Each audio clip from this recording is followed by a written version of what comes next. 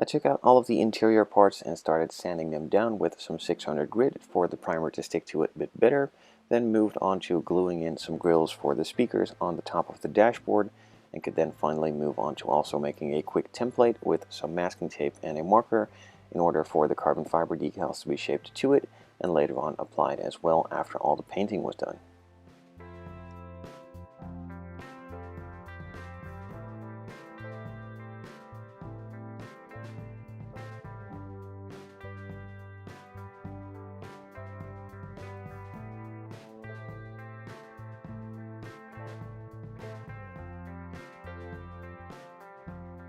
Once all of the parts were prepped and ready for primer, I clipped them onto some holding clips and then moved on to priming them with some Tamiya primer.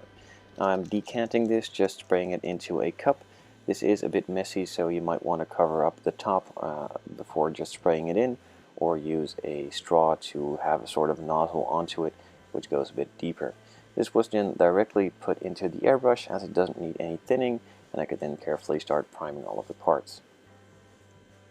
Now you might be wondering, you could have also just sprayed it from the spray can directly. Of course I could, though the spray can is a bit too big of a spray fan and the primer would go on really thick. For these small delicate parts which have a lot of small tiny details in them, I prefer to do it with the airbrush. On some of the bigger parts, maybe even a body, I would use a spray can instead of just decanting it, but it never hurts to do it with the airbrush as you have a lot more control and use a lot less material. I let the primer dry for a couple of hours before moving on to applying the various different colors, just using the standard zero paints range. In this case, I'm using some red from the Ferrari interior range and also some matte black for all the other interior components.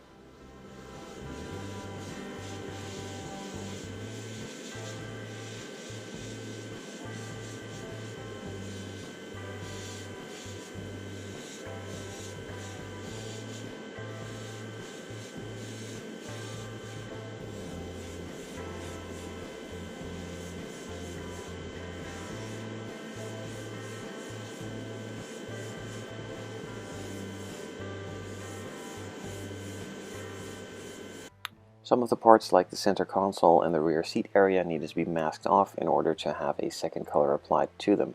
The centerpiece was applied with some masking tape and then carefully cut out around the edges, and the same was done to the rear seat before applying some matte black for the surrounding parts.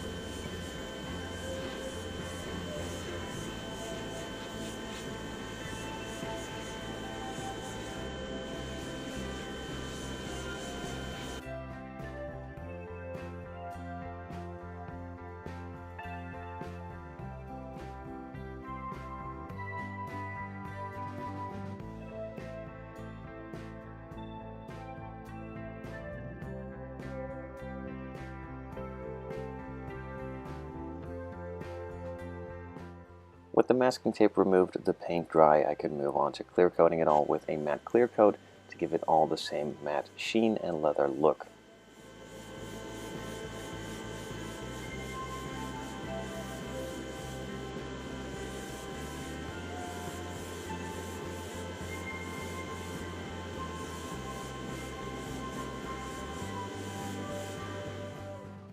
I left the clear coat to dry overnight and then moved on the next day to applying the carbon fiber decals. In the beginning of the video, I made some quick templates with some masking tape on the bare parts. These were then transferred to the scale production carbon fiber decal, cut to shape, and then formed and fit with some decal softening and setting solution from Microscale Industries. I have multiple videos on my channel that go a bit more in depth on these carbon fiber application methods, so if you want to check those out, feel free to check out the videos on my channel.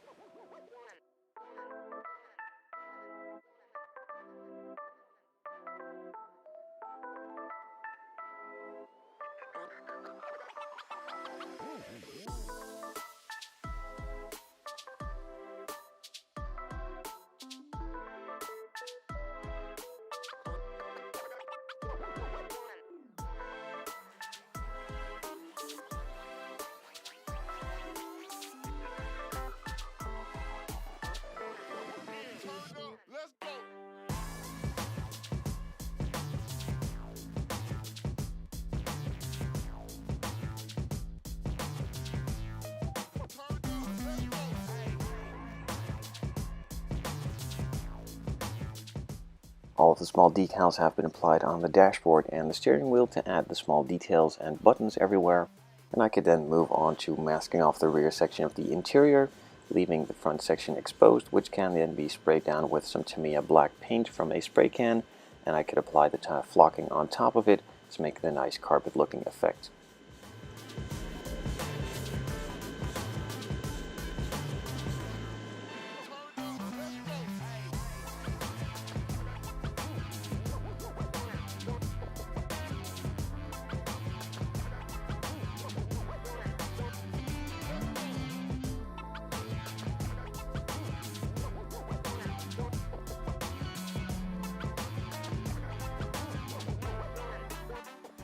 While I'll set the flocking aside to cure for a couple of hours, in the meantime I could add a bit more detail with some paint here and there on the interior parts.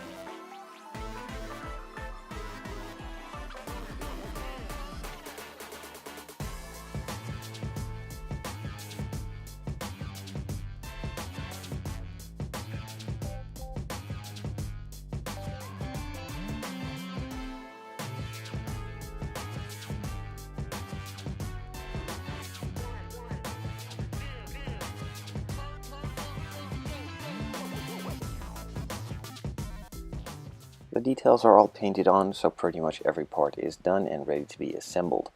All of the parts were glued together with some Bob Smith Industries Super Gold Plus. This is a super glue that doesn't really haze, so it's pretty safe to use on a lot of the visible parts, and it's pretty much strong enough for these interior pieces.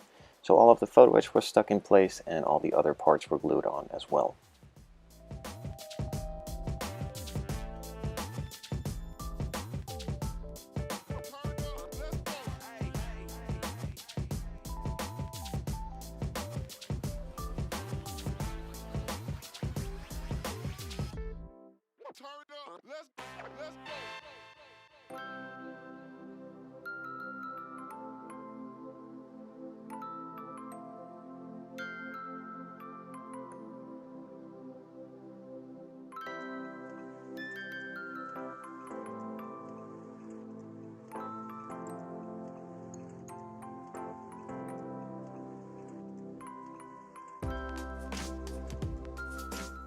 The kit supplies you with some photo etch for the seat belts, though it doesn't supply you with the seat melt material, so I used some from Scale Production.